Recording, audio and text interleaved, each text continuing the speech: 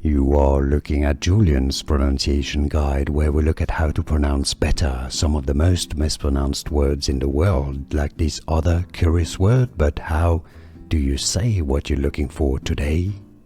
We are looking at how to pronounce these names and more confusing names many mispronounce, so stay tuned to the channel to learn more. So how do you say this name correctly? In British English it's said as Tirzah. Tirzah. It's the name of a famous singer, Tirzah. Now in American English it's said rather similarly with a slightly different accent, Tirzah, Tirzah, Tirzah, or Tirzah. And now, you know. Like this video if you found it useful. I appreciate the support. Thanks for watching, and more videos for you here to learn more correct pronunciations.